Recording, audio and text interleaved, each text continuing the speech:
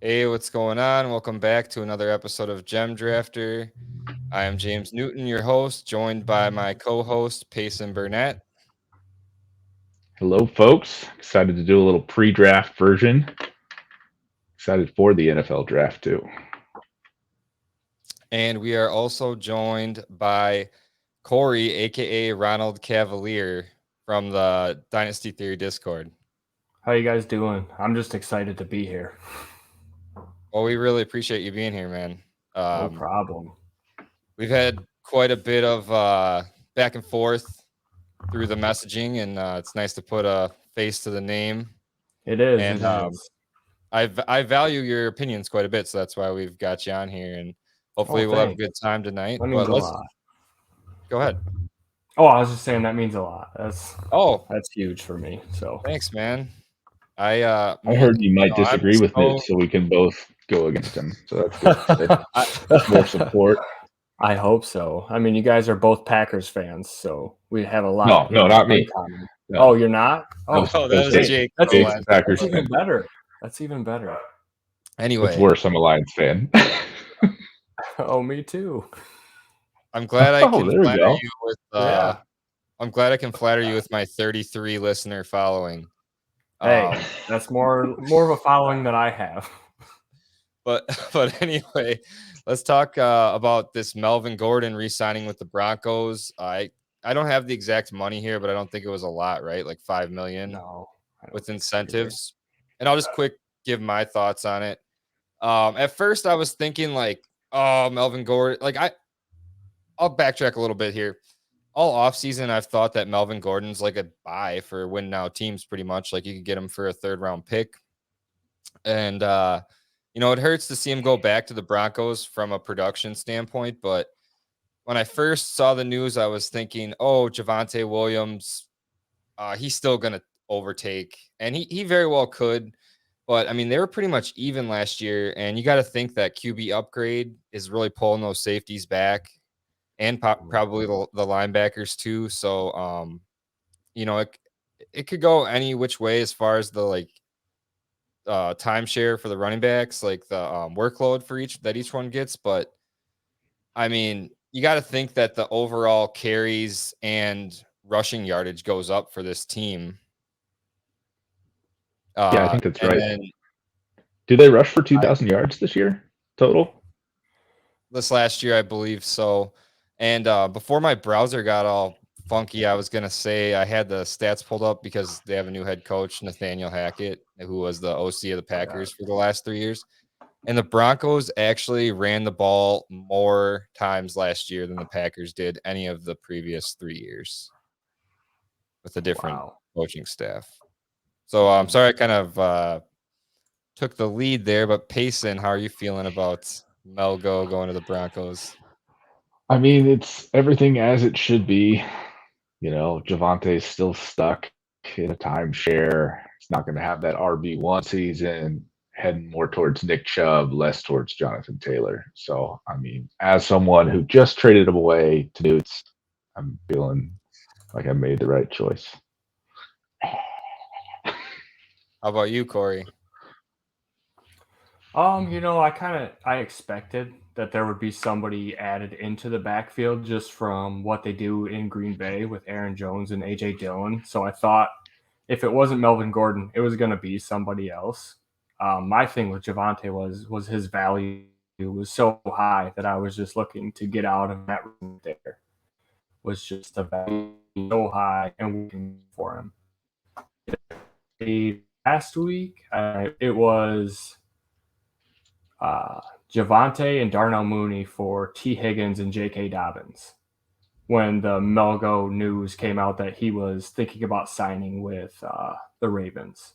And people got a little panicky about Dobbins. So I was able to swoop in there a little bit when people thought that I was going to be who It's making you look Yeah. good, Payson.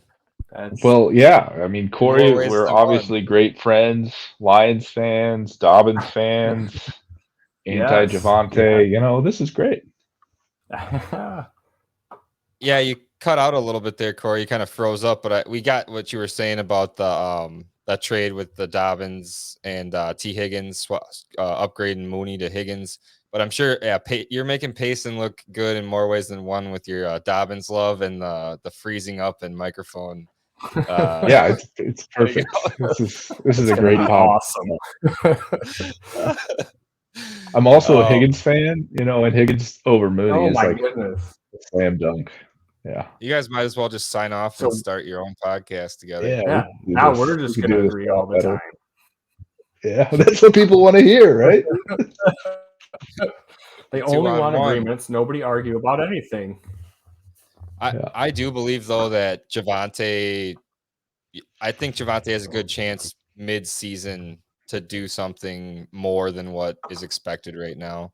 I know that's just kind of pulling that out of my you-know-what, but I don't know. It's just a gut feeling.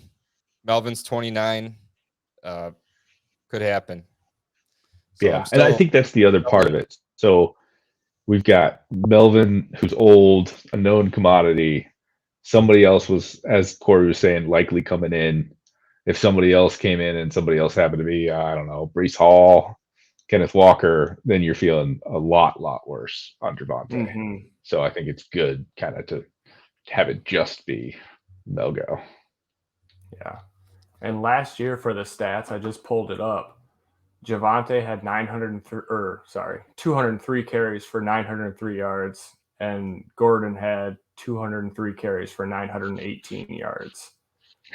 So literally the same amount of attempts, almost exactly the same yardage. Gordon had 8 touchdowns, Javonte had 4, and there's a 1-game difference between the two of them. And they feel like, do they feel redundant to you guys as players? They kind of can do the same things. They can catch a little bit. They run with power. They're not overly quick, short area guys. Like, I would think that they would want an Aaron Jones type like they had in Green Bay, more of the pass catching guy over Melvin. Yeah, Gordon. I thought about Rachaad White as maybe a good compliment. Absolutely. Yeah, I think people forget how sturdy Melvin Gordon was, the last few years at the Chargers before he signed with the Broncos. Like, the dude can break tackles for sure. So totally, you're on the right track there. I had this note in before we move on. I just wanted to say I don't get how you can hate on Javonte, but like Nick Chubb more than Saquon Barkley. That's not a shot at either one of you, but that's a shot at somebody that might be listening. I think I am Nick Chubb over Barkley. I think I'm aligned. Give me Nick Chubb. That's the right take. Yeah, I think Saquon is only there for his name. There's literally no reason to want Saquon other than Saquon. This is great. Oh, I don't want to get too off track. I want to stay on topic, but I was trying to think of some. I was looking up some stats comparing Barkley and CMC since we've had this ongoing battle of why I like Barkley and don't like CMC, and they're both high pedigree, but the difference is coming out that year in 2018, Saquon was the unquestioned 101 in rookie drafts, a generational talent. And McCaffrey just wasn't viewed that way until he went 8th overall. And really, he wasn't viewed that way until he had the 2,300 yard season, 19 touchdowns like that. Yes, that is amazing. I'm not taking that away from him, but Saquon Barkley had 2,000 yards and 14 rushing touchdowns in his rookie season, and then has just been plagued by injuries, just like McCaffrey. I don't know. Anyway, let's just stay on topic. I gotta strengthen my argument there because it's not quite there yet. Jason's like, you'll never get there. I didn't even say it. So the meat of the show today, I wanted to kind of talk about current NFL players. Well, not current NFL players, current NFL players who will either not get hurt or will get hurt by the players that their teams are going to draft on Thursday, which if you're listening to this, it probably is Thursday because we're recording this Wednesday night. So I want to start off with players that we don't think are going to get hurt by the NFL draft. Do either of you gentlemen want to lead it off? So I could start. I got Mike Williams and Josh Palmer. So I think there has been talk about, I was going to call them San Diego, not San Diego, the Chargers. We'll just stick with the Chargers. The Chargers drafting a wide receiver, and I just don't see it happening. I think that Josh Palmer, looked good enough in year one. He didn't play a lot, didn't get a lot of targets, but I think he looked good enough, and I think he's got enough of a pedigree, enough draft capital. I think he was a 3rd-round pick last year. That doesn't push them into drafting wide receiver in round 1. Like, maybe I could see late 2 if one of the wide receivers are falling, because there are probably, I don't know, 8, maybe 9 wide receivers that are probably 1st or 2nd round picks. So I could see maybe if one of those fell, then you could see it happen. But I don't think I'm like concerned about Mike Williams or Josh Palmer from losing due to the draft. I'll jump in. So I actually had Mike Williams on my honorable mention could get hurt list, because I think it's one of those sneaky weird things, like how the Cowboys drafted CeeDee Lamb when they really didn't need a wide receiver. It's just a gut feeling that I have. Mike Williams never plays a full season. Josh Palmer, yes, he looks pretty good, but I mean, think about that division as well, like the Broncos loading up, the Raiders loading up. I mean, maybe this will be one of my takes later in the show, but the Chiefs maybe going crazy with 2 first-round picks, 2 second-round picks, loading up on talent. So, I mean, I get 4 of the 8. Oh, sorry, I missed that. It cut out. Oh, they get 4 of the 8 wide receivers, 8 or so wide receivers. Oh, the Chiefs. Yeah, just 101, 102, 103, 104. That's what'll happen. Sounds like my trading camp team. Oh man. So I put down Amon-Ra St. Brown. Actually won't get hurt by the draft. And I know the Lions will draft probably multiple receivers, but I think he showed enough in the season when he was given the opportunity that he's more than capable of handling the workload that he's had. And also, Matt Harmon came out and said that he's really confident in Amon-Ra St. Brown and his Cooper Kupp comp, because that's who he actually has him comp to. I'm not saying that Amon-Ra is going to go out and be Cooper Kupp. That would be outlandish. I would love it. Everybody else, we can say that. That's fine. Yeah, we could say that. But I just think his perceived value will drop, and I think we're going to get a nice little window for me to step in and buy some more Amon-Ra St. Brown. I've been sending 201s, 112s, 111s for him everywhere I can. And I've gotten lucky a few places, but everywhere else, people are like, oh, no, this guy's a stud. I'm like, well, everybody else says that he sucks and you need to sell him. Because everybody got hurt. This is the only reason he's good. He can't actually be good at football, which I think is ridiculous. I think he's a very good football player, and he'd be a solid addition to any team at his price point. Yeah, I think he kind of fell in the draft, but then you kind of say, well, draft capital doesn't matter as much because he performed so well. Right. Yeah, exactly. And it was, I believe, I think Mitch mentions it all the time on the Theory podcast. It was by 2 picks that he was into the third or into the fourth round. Yeah, it was either Amon-Ra or it's Michael Carter. It's one of those 2 that fell into the 4th. That was 2 picks in. So they were almost had the draft capital that you look for in a player. It doesn't sound like your dog likes Amon-Ra St. Brown very much. No, my dog doesn't like I was going to say, it's all good. It's all good. I was going to say, I would let the resident Lions fan speak, but he cut me off. Yeah, because I had to speak. I just had to get it out there. Yeah. There's plenty of targets to go around there. Like Goff only played 14 games last year and still threw the ball 500 times. So actually, the segue to that, I have Jared Goff as one of my players that I don't think is going to get hurt. I know his value isn't very much, but I really don't think the Lions take a quarterback this year. I think they take whoever falls to them at 2, and then I think they add O-line or another edge rusher or anything else at 32. I don't think it's worth it to take a QB that's going to be there. I agree. Maybe even wide receiver. So, Goff was tied for QB 23 last year. Like that's not good, but it didn't like necessarily kill you. Like he averaged 14 fantasy points a game and he scored under 10 points like 5 of the 14 games. Like, yeah, it's not good, but for him to be your third QB, like Right. those weeks where he doesn't kill you, it's actually probably helping you out at an extreme value. Like, what can you get him for? Like a mid to late second round pick in Superflex, even. Probably easily. So, and I as hope far as so. the offensive weapons that he has, last year, Swift missed 5 weeks. I know Jamal Williams is a minor piece, but he missed 5 weeks. Hawkinson missed 5 weeks. Josh Reynolds started the year on another team and then was injured on and off. And like your guy, Amon-Ra St. Brown, didn't even really come on until like week 13. So, Right. I'm not in love with Jared Goff, but I think that it's weird, but I think he's a value right now as your third QB in super flex leagues. Mm-hmm. So I have a team that might need a QB in a certain trading camp league. Do I try and trade for him before the draft, assuming his value is lower? Or do I wait for them not to draft a QB and trade after, maybe pay a little more? I think the move is to go after just to be safe because it's not going to be that much of a difference. People are still going to hate him.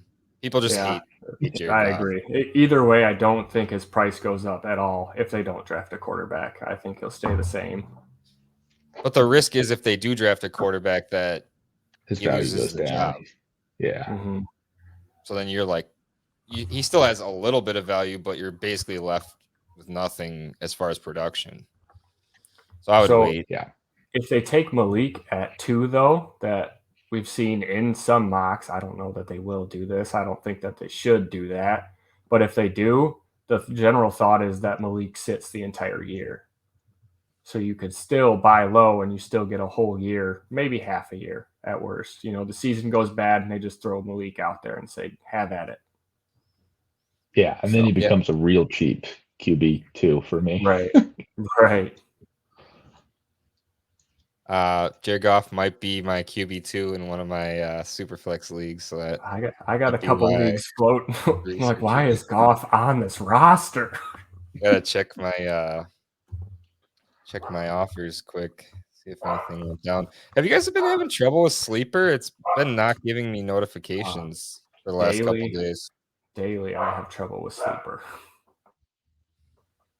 Anyway. I love it. It's so easy to use, but you need to stop adding new things to it. Or at least like roll it out slower or something. Right. Make sure everything works and then continue on. You look confused, Payson. I was having Sleeper myself too. I flipped over to the other screen and looked at it and was like, he's having trouble with Google and Sleeper. It's that Virginia internet. Yeah. New room, further from the Wi-Fi. Not helping. Yeah. Quick, let's get our points in while the dog's sleeping. Right. So another player that I have is that I don't think they'll get really hurt by the NFL draft, even if the team's highly likely to add a weapon via trade or via draft, and it's Elijah Moore. Like, I just think he's clearly a skilled player that has a certain set that is also he also has rapport with Zach Wilson currently. So even if they draft like a Drake London, he's going to have more reps with Zach Wilson. He's a completely different player. Flashed really hard last year. And I think that team's ready to throw the ball if Zach Wilson can step it up. So I don't think that Elijah Moore is really going to get damaged by the NFL draft. I think he's a pretty safe bet to retain value. So Elijah Moore to the moon, Drake London to the moon, Zach Wilson to the moon? Could be Payson winning another Newts trade. That's all we can hope for. Was it the same trade? I think you got Wilson in that trade that you sent me Javonte. So that's a double whammy. Whammy. What do you guys think of that though? Yeah, that I agree. sounds plausible. Yeah. I think they would look for something different than what Elijah Moore can do out of the slot.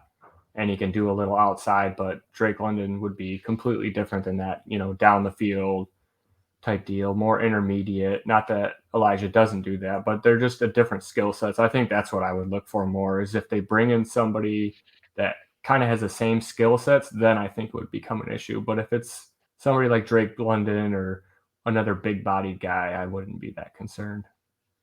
Yeah, Drake London or Treylon Burks, I think you're okay. But like Olave, Wilson, one of those two, then you're like, that would there's not be ideal. Yeah. little duplication. Yeah. What's the reasoning behind that? Just because they're Size. similar players? Yeah. Similar build. Now you sound like me arguing for Barkley. Size.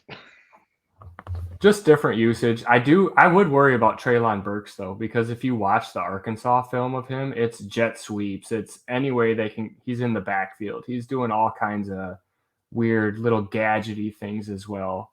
And I don't think he's as polished of a receiver, so he would need to get the ball in those ways the first 1-2 years maybe. More of a Debo. Yeah. Yeah. I was just thinking that. I know that this particular segment of the podcast was hard. It was hard for me to come up with names for players that I think won't get hurt because anything can happen in the draft.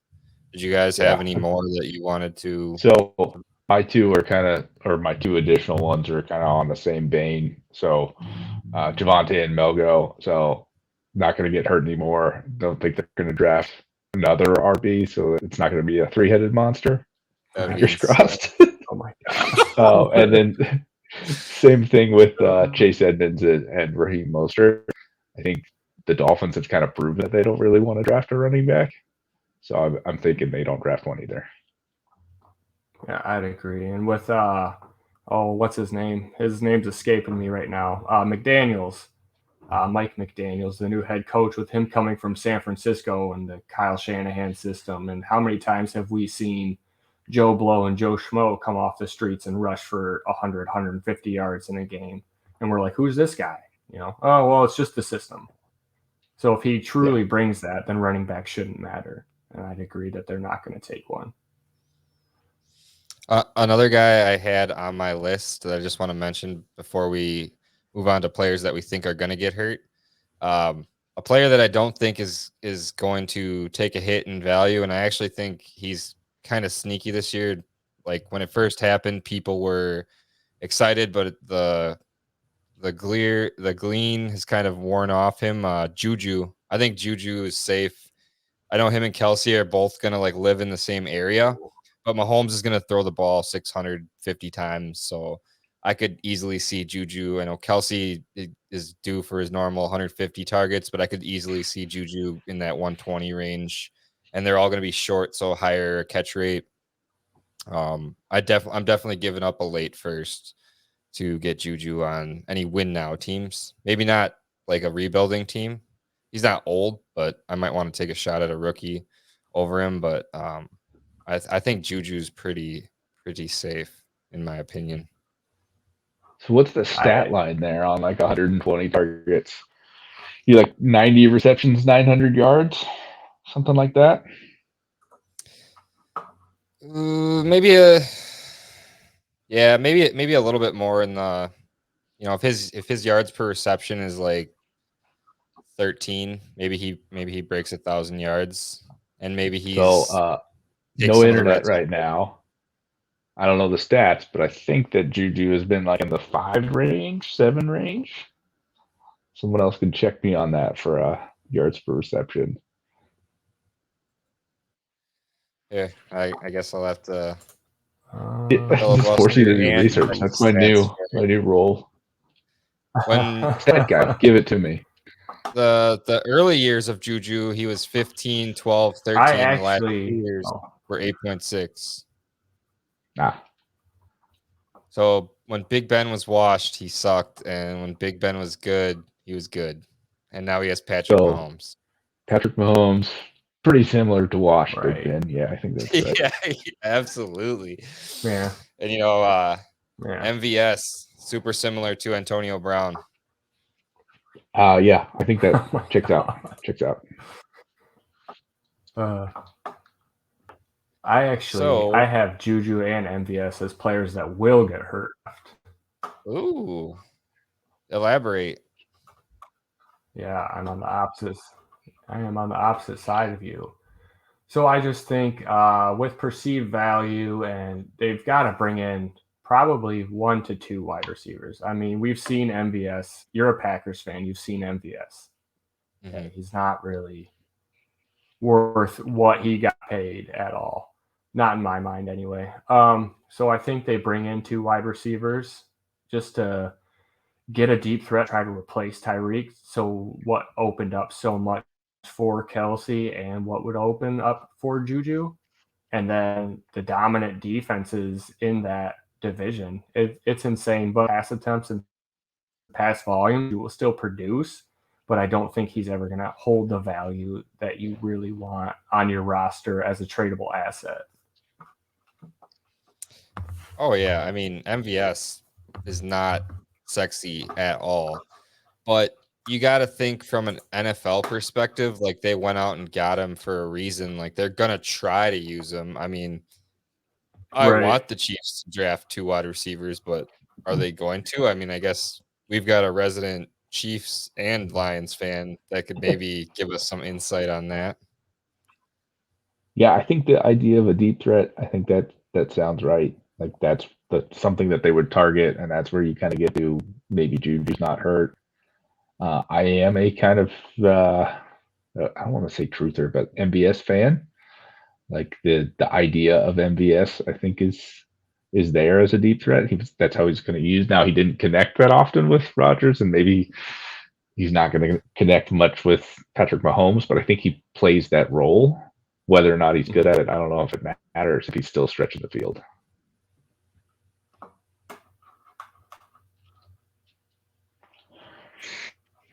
All right. I was just trying to something is going on with Google Chrome right now. That's why I I killed the apologize. internet nationwide. I keep refreshing. I hate when people just leave trade offers up and don't make a decision. It's like counter decline. At least give me some closure here. You gotta Anyway. put the timer on it. Put the timer on it. That's what I do to them. They're like, "What's up with the timer and Oh, the the rush?" I'm like, "Dude, I don't I got guess time I've to never check in noticed on that. you." I have never noticed that. Oh yeah. So I agree with the MVS, but I disagree. I just think Juju and Kelsey are going to eat underneath all day because people are going to.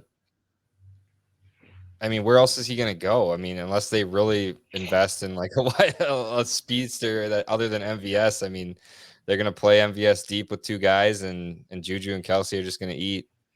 But anyway, my first guy that I think is going to get hurt by the NFL draft is Leonard Fournette. I think No. Fournette is going to get hurt by the NFL draft because he's never played a full season. In 2020 with Tampa Bay, 13 games. Last year, 14 games. I know that's like standard for a running back, but all they have behind him is Gio and Keyshawn Bust Vaughn. And I just think they're going to go like 2nd or 3rd round running back draft capital. And I think that guy is going to get some of the workload. I don't think Leonard Fournette's necessarily going to be that huge double-digit touchdown guy. And I don't think he's going to excel at yardage. I think you're really looking for the touchdown. So, I mean, that's kind of been my hot take for the last couple of weeks. Everyone's been saying I've been selling low on Fournette, but I'm really worried that they're loading I'm up. everyone. Well, I mean, everyone in the Dynasty Theory Discord too is like going crazy about me trading Fournette for like a 202. But Terrible. just to close out my thoughts on it, like I think they're loading up for Brady's last couple of years, and why not spend one of those high picks on a playmaker? And they have the wide receivers. The running back room is the only thing that's like has question marks. They do have to replace maybe it's a guard, right or left guard. I can't remember where. I think he went over to the Cincinnati Bengals. I can't remember his name. Did they have somebody retire early too? Yeah. Yep. And somebody retired early as well. So they do have some holes on the offensive line now as well. Yeah, I mean, I'm not necessarily saying they're going to go. I mean, I have been saying just to kind of like troll that they're going to go first round Brees Hall, but I mean, there's a chance that they trade back up in the second round for Kenneth Walker, or sure. I mean, it might be redundant for them to draft someone like Zamir White. But would Zamir White matter? Like, yes, he matters. Yeah. I think I'm only worried about Walker and Hall in this draft class. So as long as it's not one of those two, then I don't really care as a Fournette believer, Fournette owner. I mean, to start the season, anything can happen mid-season when these guys start getting their heads on right in the NFL. The ultimate excuse that we talked about last week. Anything can happen. I think that guys, I have to pull up my rankings. I'll let you guys say something if you want, because I've been like kind of running you guys over on this podcast. I apologize, but I think that I got there, so you guys got to shut up. Oh, jeez. I almost had a chance. I was ready. I think James Cook could definitely like take away enough touches that would affect Fournette not being like to make him not worthy of where people are valuing him right now. And James Cook's like going to be like a third, fourth round pick if he's lucky. I think the NFL is higher on James Cook than the fantasy community, but I think that's the general consensus on him. But as a pass catcher, I like James Cook, actually. So I'll be looking for him in the mid-seconds. Yeah, I think that sounds like a good spot for him. I think I'm drafting James Cook and still happy with Fournette. Yeah. Fournette may lose some pass catching to him or whatever, but he's still going to get all the goal line. He's still going to get the majority of the touches for this year at least. Listen, I didn't say he was going to like die or no, I'm not saying that. I think you said he was. I heard death. I think I heard death. I sold him for the 202 is what I heard. So obviously you guys disagree with me, but so we can move on. Enough Leonard Fournette talk. Payson. I was trying to keep trade cut on Leonard Fournette just because I can't help myself. All right, keep trade cut. Ooh, this is perfect because it's right around my guy. So keep trade cut. Leonard Fournette, Zeke Elliott, Michael Carter. Oh, that sucks. Cut all of them. So, well, see, that's what the price of Leonard Fournette makes it so easy to say Leonard Fournette's the number one of that group. Like, it's easy to me. I mean, Zeke's younger than him. Not in as good of an offense. Roster dependent. Give me Carter. Yeah, that's what I was going to say, too. But that's one of my guys on this list, too. Yeah. So Michael Carter is my guy for someone that's going to get hurt by the draft. Yeah. I'm leaning towards Walker over Hall. I'm thinking that's more likely, but who knows what happens. I think it's just one of them. I think so. I think too. Carter, like the draft capital there matters to me a little bit more than with other running backs. Like he was, a 4th or 5th round pick last year. They haven't really invested in him. He didn't actually play that much last year either. So it's not like they've seen a lot and like he did had this amazing year to be worth the, I don't know, late first that he's worth right now. Mm-hmm. I'm still buying. I love pass catchers. I just can't help myself. So who's yours, Corey? Who's your under? Antonio Gibson. A lot of people are kind of panicked right now. A lot of people, we had Rivera come out and say, oh, Antonio Gibson is just as good as CMC. He's going to get a CMC type workload. But J.D. McKissick, when he's healthy, he catches all the passes. And, Antonio Gibson seems to be hurt all the time. They've had Spiller, Walker, and Breece Hall all in for pre-draft visits. And I know that Kenneth Walker's visit was an extended stay from the reports that I saw. So that's it raised a red flag for me, and I already had concerns to begin with the workload he was getting. They seem to be saying one thing and then showing us another with the volume he was given this year. That's kind of why I'm trying to get out of Antonio Gibson at a fair value. I'm not panic selling him by any means, but if somebody wants to offer me something that I perceive as even, then I'll take it and just get out. He seems like one that drops maybe the most if something like that happens. Yeah. Like he's got the largest gap to fall. He definitely makes me nervous.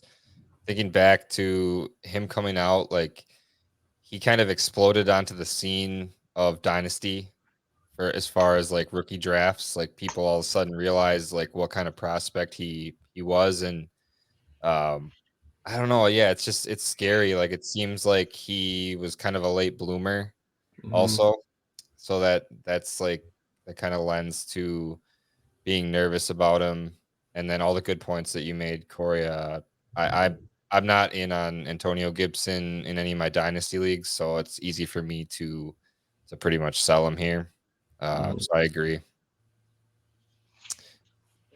I will toss a name out here, and this one might be a little bit controversial as well. And I will preface this by saying I don't think this guy is gonna like lose a lot of value, but I just think he's not going to be what people are expecting, and that's Michael Pittman.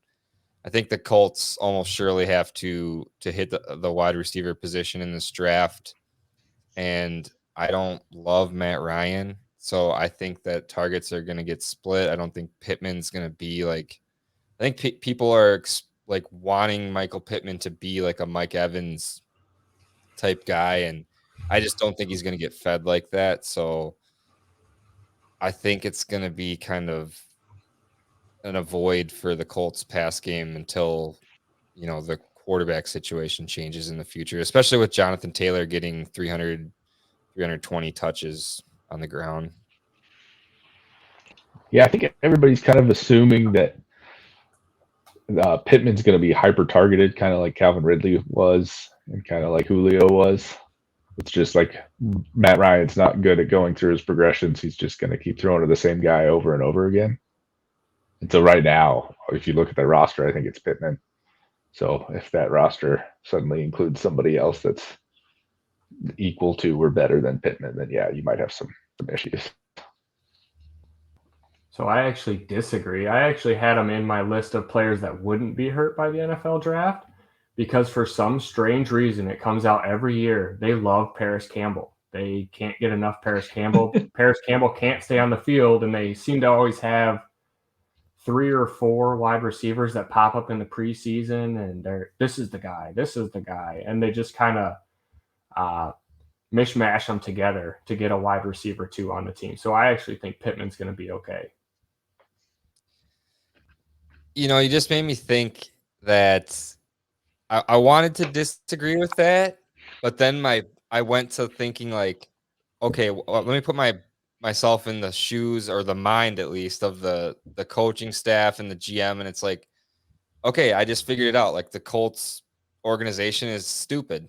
Like they decided to switch from Carson Wentz to Matt Ryan, and they're not going to try to fix the wide receiver position. So you're probably right. Michael Pittman is going to get a million targets because the Colts are dumb and they're not going to draft anybody to help this team out.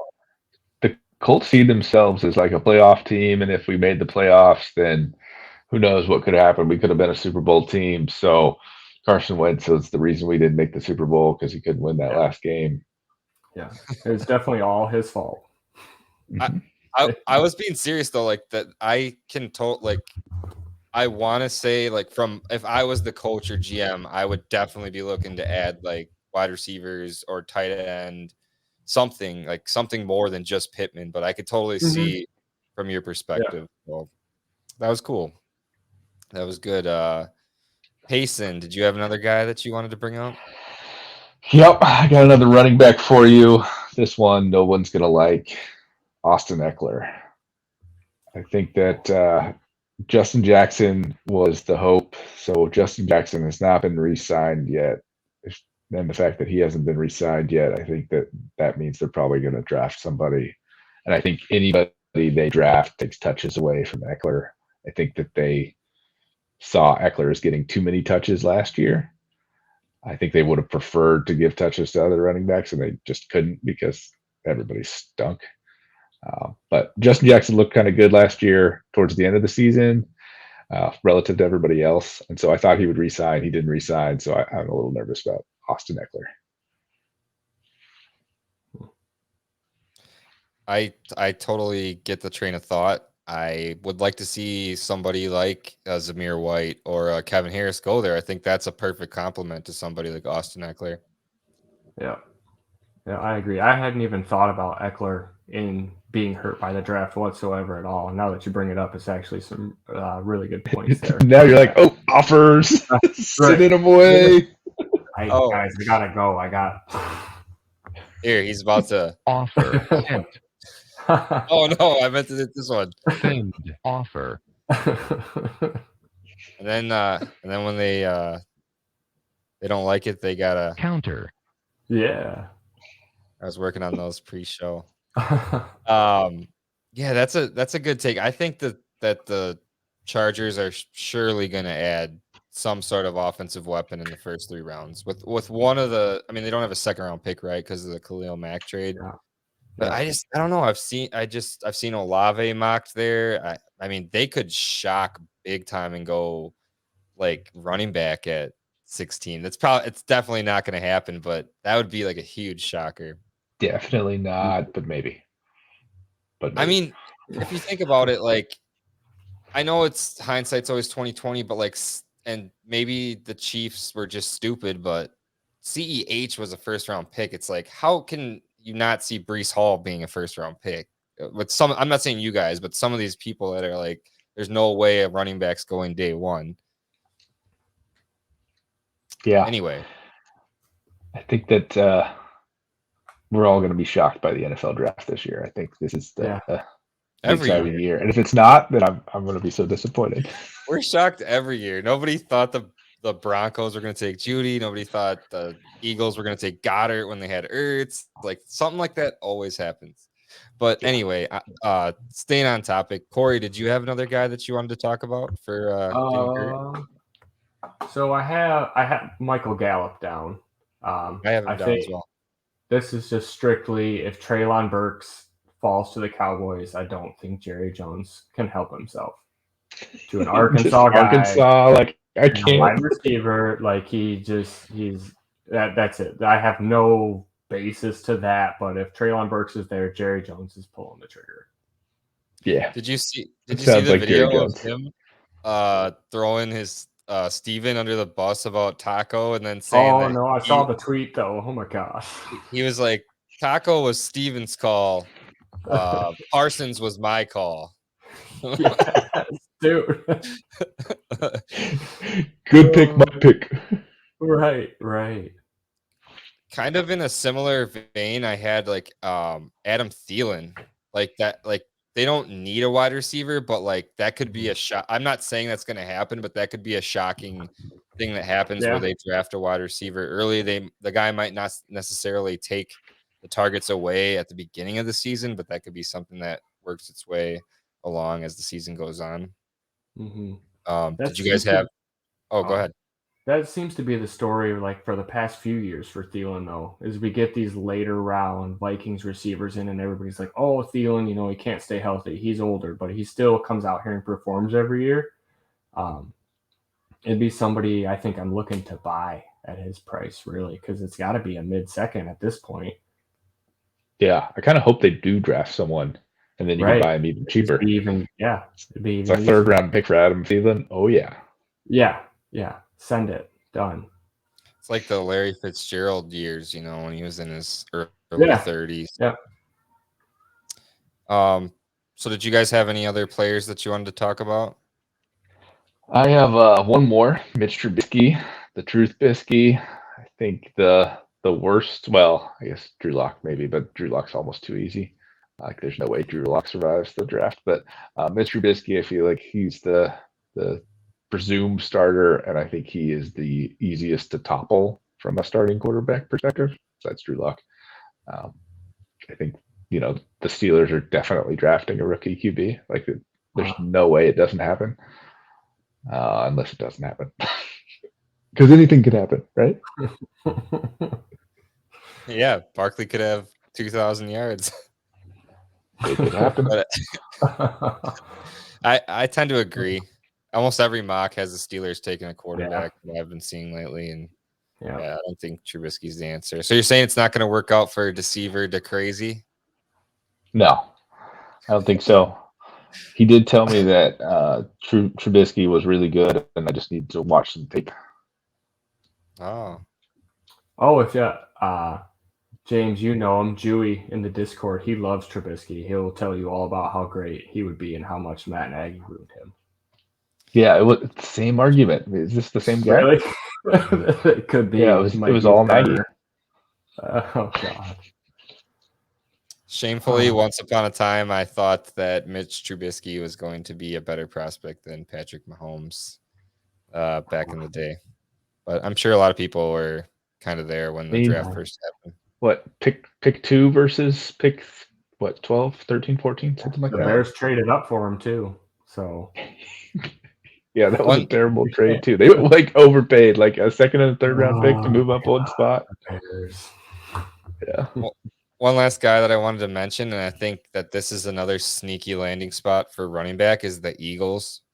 I know they need wide receiver help, but Miles Sanders has been pretty inconsistent.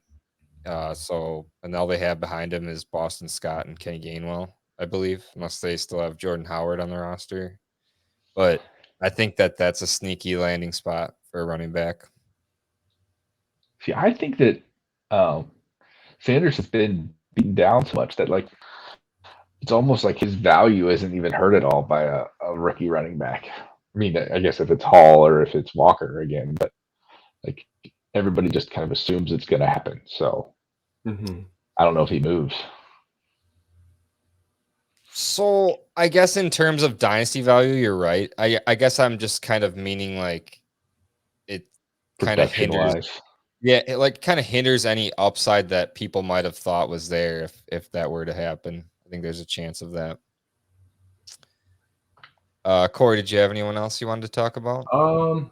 I have Connor on here, but I mean, it's the same old James Conner thing. I know a lot of people think he won't get hurt by the draft. I think it's pretty possible and pretty probable with where they're at.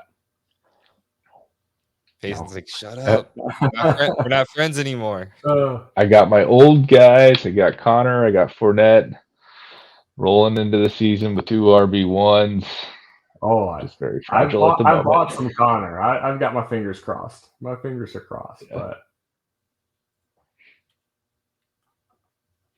sorry, I just sent a quick DM. I get a live trade down here. So let's move on to NFL draft predictions. Just had some pretty bland ones here, as far as just who are the first of their position off the board. So who is the first QB off the board? Payson. Matt Corral.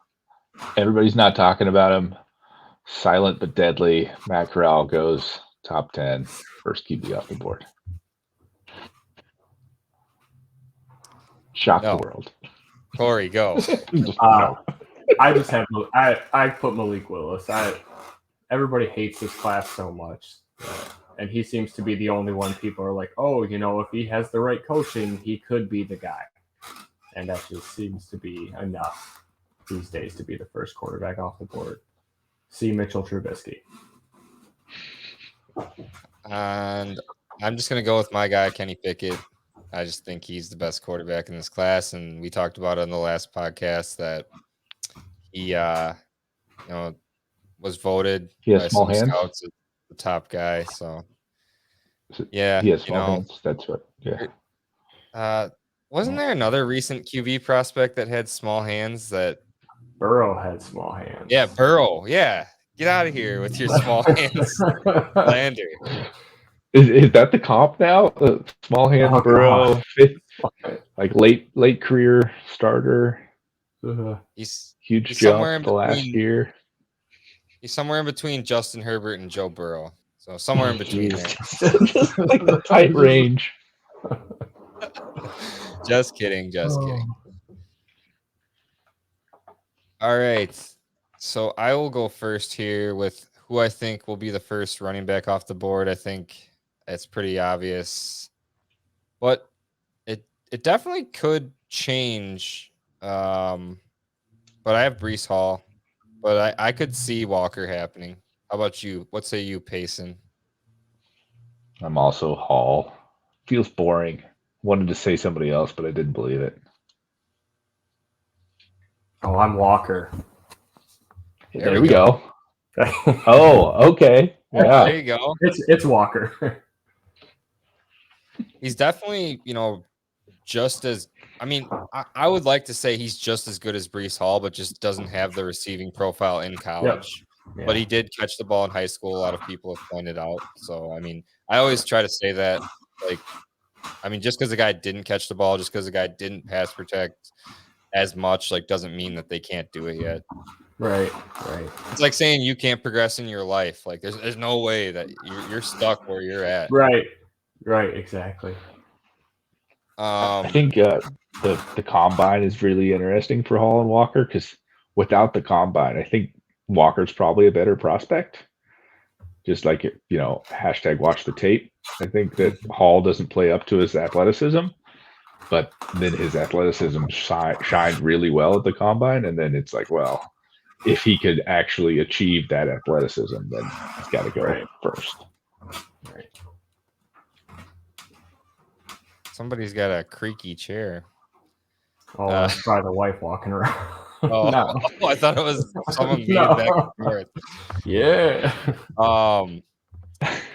I got to throw this in before I forget. I keep forgetting. I'm trying to find a way to work it in, but I'm just going to come out and say it. So, that startup that I'm thinking about doing? Yeah. I had everyone in there and TJ's in there and he was like, what about Paysum? He spelled your name Paysum? with an With an M? Yeah, I was like, it's Payson. He deleted it and he edited it and put the N on instead of the M. Gotta call TJ out if he's listening at this point. That's good. It's the first time I've heard Paysum. It's good though. Might have to adopt it. With TJ, you never know. I thought it was Paysum more. I might have to trade him one time, and then he doesn't pay enough, and I just say Paysum more. Oh, there you go. I was lost at first. I got it now. A little slow there. So Corey, who is your first wide receiver coming off the board in the NFL draft? I have Garrett Wilson as my first wide receiver coming off the board. I love the tape. Everybody's been huge into Drake London, and people have kind of pulled me towards him, but I wasn't as in love with the Drake London tape. But I'm going to trust the smarter people who are telling me that Drake London is good as well. I went with Drake London myself. Feels like that's the steam of the hour, which of course the steam has changed every 2 to 3 days, and we've rotated between each of the 5. Yes. I had Garrett Wilson just because of what everyone's, the consensus. I even saw one with, I even saw a mock draft with him at 4 to the Jets. So that's kind of crazy. And then moving on to the tight end position, I think this one's pretty boring, just like the running back position. No, you're not ready. Okay. Payson, you go. No, I got to go last. Okay, I'll go last. Trey McBride. Trey McBride. Jeremy Ruckert. Oh, I would love that. I own him in Big Balls Heavy. Let's go. Yeah. Let's go to the Bengals, baby. Just Ruckert. Ruckert goes mid-second, and everybody's like, what? There's been so many tight ends like that over the years. It's someone you don't even know. Mm-hmm. They get drafted in the second round. I can see Calcaterra being that guy too. Somebody's Yeah, like, I forgot like I what have him happened with over the Big last Balls few Seville. years. I have both of those guys on that same team on that Devy League. Yeah, you are the NFL GM then, I guess. Let's go. So, yeah, I just wanted to get some predictions in there, and we'll do one last prediction here. So the way I worded it was paint a picture of a prediction of something shocking that you think could happen at the NFL draft, and I will go first. I switched mine to this, and it's pretty spicy. I have the Saints draft wide receivers at both picks 16 and 19. Wow. Aggressive. Yeah. Yeah. Yeah. It's meant to be a shocking hot take, so I'll toss it to Corey first if he wants to give thoughts on mine or give his. Honestly, no. I mean, you have me pretty shocked. I sat here with this question for a while and really struggled with it. And I couldn't. I know something will shock us all in this draft. I couldn't come up with it because of all the offseason moves that have already happened between Russ getting traded, Matt Ryan getting traded, the whole Watson ordeal. Like, how does it get any crazier? Tyreek gets traded. Like, these are all things I thought I would never see happen. Just with the quality of player that they are, usually they are just with their team until that last, 2-year window when they're trying to win a championship and they take the money. I totally get that. I was like, I'm looking down because I went to go check the news feed just to make sure nothing crazy happened. Right. Like, when does Just Debo as you were get traded? saying. Like, Did it already happen? yeah. I woke up this morning and I thought it did. Nothing happened. Uh, But I So totally my get hot take, which I think I mentioned this last week, but 5 quarterbacks drafted in the first round. So you close your eyes and you say, what's the most important position in the NFL? It's quarterback. People still need quarterbacks, even if they can't play in year one, even if they might stink this year. Quarterbacks all get drafted early, 5 QBs in round 1. Doesn't that happen like every year in the NFL draft? That's the other reason that it's like not even that hot, but like this year it's hot. Okay. Like people forgot. I think the over under right now is 2.5. yeah, it is. Yep. I don't think it's hot enough, Payson. Sorry. Smash the under. 6 QBs drafted in the first round. Okay, there we go. Yes, now we're. And the 6th one is Bailey Zappi. Oh my god. Not even Carson Strong. Come on. Not even Carson Strong. That's my guy. Oh. No ill speaking of Carson Strong. All right, you guys want to talk some dynasty trades real quick before we depart? Yeah. All right, I'm in, but I can't look at any, so I have no idea what's coming. Well, It's gonna can be you see off the the StreamYard? off the dome. I'm gonna I can put it see the up on the StreamYard, yeah. StreamYard. All right. All right, Oh, this is yeah. the first one. Oh, I got to put up the banner real quick. So those are the settings right there. 14 team super flex for the listening people only.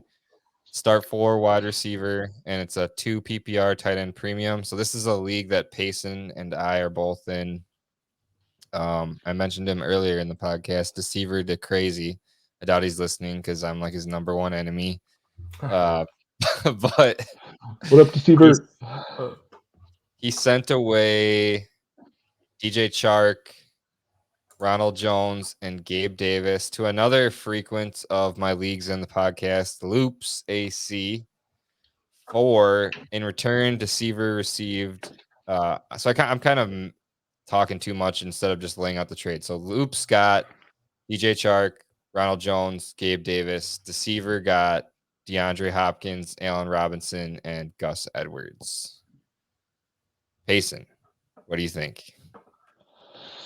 So Ronald Jones over Gus Edwards. I don't think that one's particularly close. DJ Chark and Gabe Davis versus Hopkins and Robinson. I mean, the age is on the Chark Davis side, but I think I prefer like going a little bit younger. I got a bug. Going a little bit younger than those two. Like I'd almost rather have picks, even if I like DJ Chark and Gabe Davis combined to only one first round pick. I think I'd prefer picks over those two wide receivers. But I am on the Hopkins and Robinson side, especially in Seaver's position, which he's trying to win now. So pick up two old wide receivers that are, in theory, going to give you a lot of production. Yeah, I completely agree.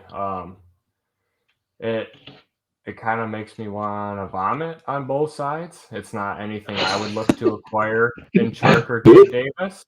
Yeah, and I don't want Allen Robinson or DeAndre Hopkins on my teams unless I absolutely need the points. But I'm not going to send anything of value. And he didn't really send anything of much value, so I can't hate on it too much. Just not anything I would do. Yeah, and that team he's super win now, and he, because of some rule in the league where we have the highest points remaining of the non-playoff teams, gets the 6th and final playoff spot, and he missed it. He wants to leave the league now, so he's all angry, and so he's not going like crazy, and it is a pay-ahead league, thank God. Yeah. So, I mean, his name is Deceiver Dick Crazy, but he was a little crazy at first, but he seemed to temper down a little bit. All right, next trade. This is one the gem drafter himself made.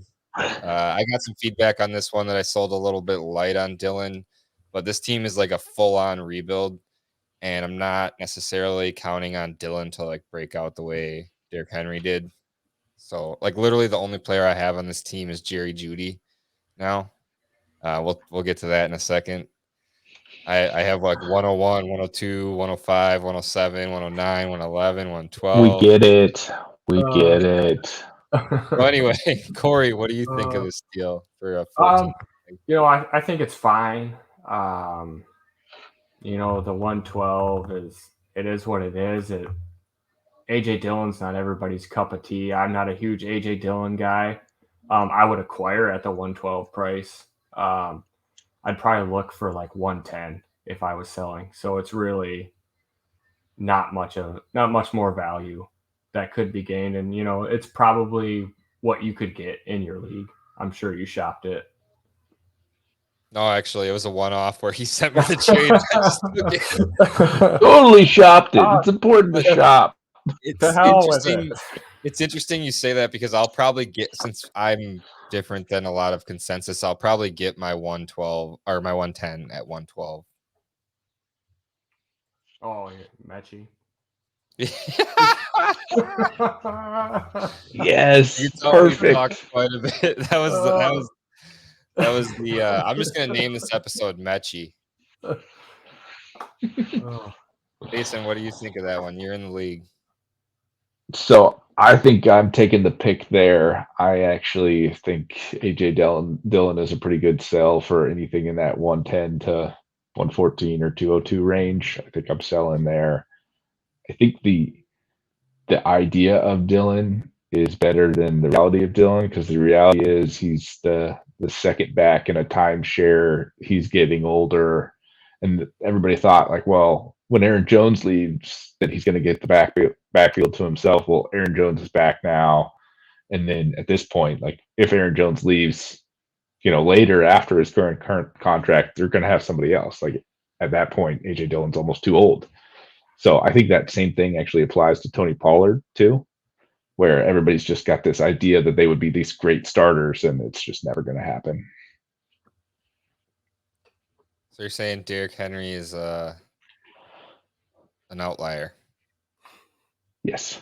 He is the outlier. He is the man, the myth, the legend.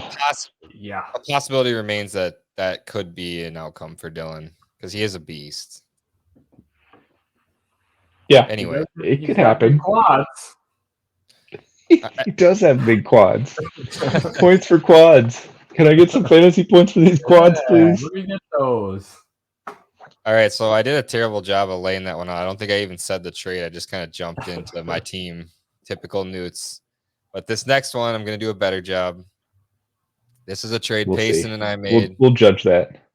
These are all in the same league. That's why I have the for the viewers, I have the 14-team Superflex at the bottom there, the banner for you guys. So this was a trade that Payson and I made on the same team. It was after the AJ Dillon trade. I pretty much just had Judy and Kittle on my team, and I was shopping Kittle all over the place. Payson sent me a super low ball offer, and then I sent him this Counter. and he accepted.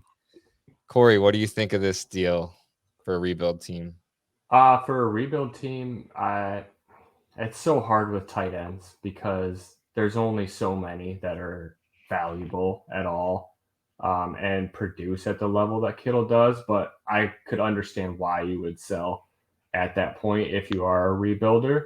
Sometimes you have to just sacrifice some value in some places. And I think it's perfectly fine, especially if that 23 first ends up mid to early. I think it looks great next year. Dang it, I screwed up again. I forgot to say it was Kittle for 109. I was so focused on hitting that counter button drop. It was Kittle for 109 and a 23 first. That 23 first projects to be late, but it definitely could be mid.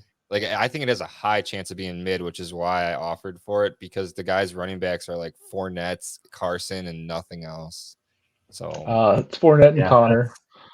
Oh, It's the two Connor. guys, the men. Yeah, and the crazy thing about that team, Yield's team, is he doesn't have any picks at all through 2024. So if Connor and or Fournette get hurt or even get hurt by the draft, like, you can't just replace that potential production. No. You're just like shot. So Yeah. he's definitely in a risky spot right now. Now Newt owns all of his picks, basically. I think I've got the second and third and fourth rounders, but Newt owns the first in 23 and the first through fourth in 24. Oh, I forgot about Nice. that. I forgot I Yeah. was 24. That's a 23 first I would like to have.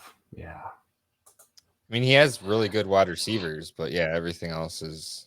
Yeah, like I mean, his starting roster is the best in the league, probably by far, but the depth's not really there, and there are no picks. Right. Yeah. Mine might So be after that. I obviously prefer my side, which is the Kittle side. Not exactly a win now team, but trying to win now anyways. I was like full rebuild, and then dudes just kept taking all the picks from me. I had like 7 picks, and now I'm down to like 3, maybe 2. I don't know, but we'll see what happens. Right now, Kittle is starting as my my super flex because I only have one QB, and it's Derek Carr.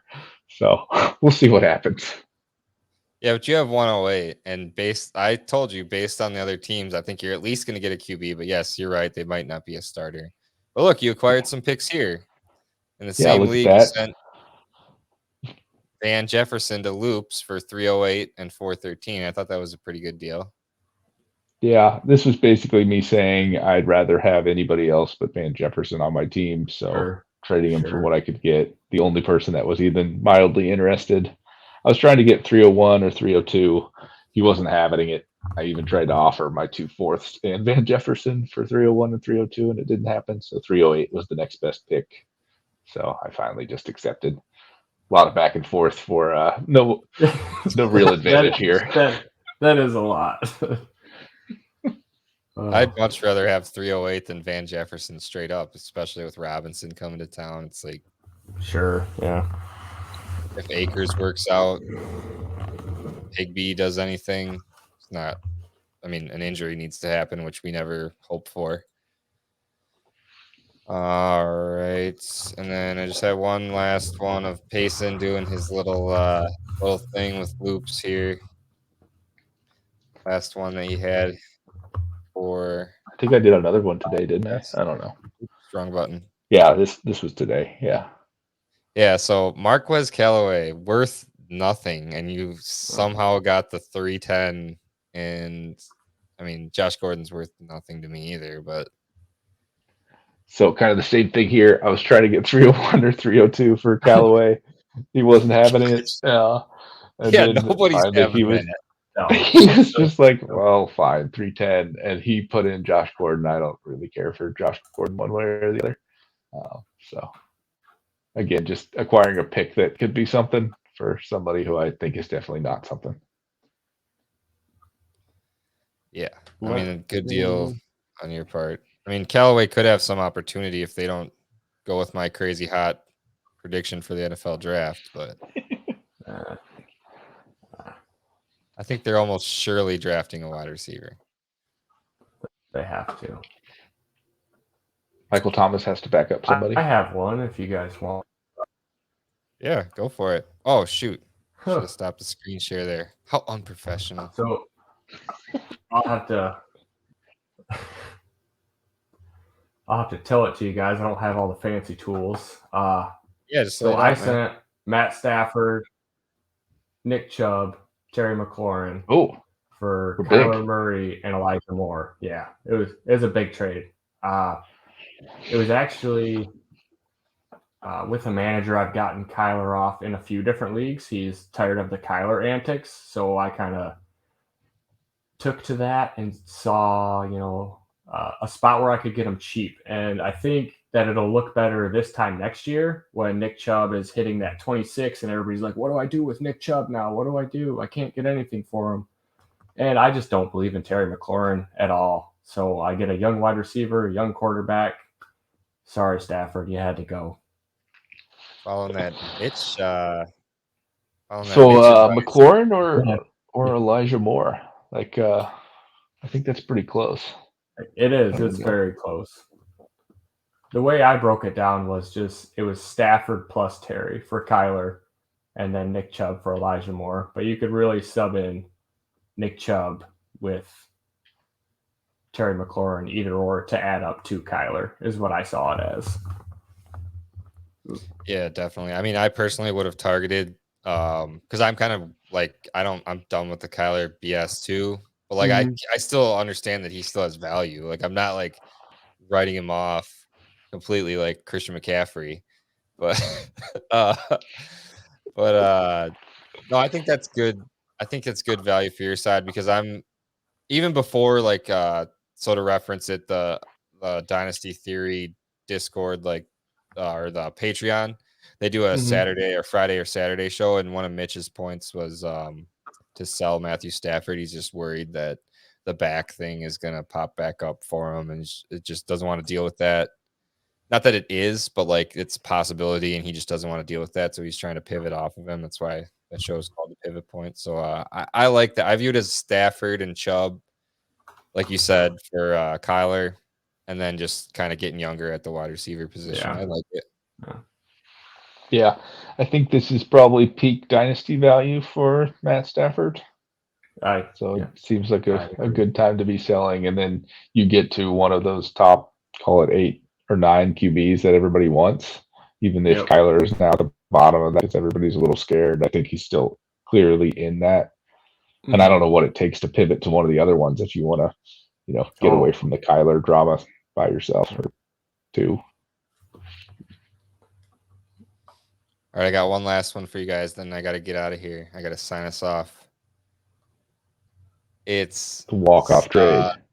12-team Superflex, CeeDee Lamb, and a 2024 first, a 2024 second, and then a 2023 second for or 101 and 108.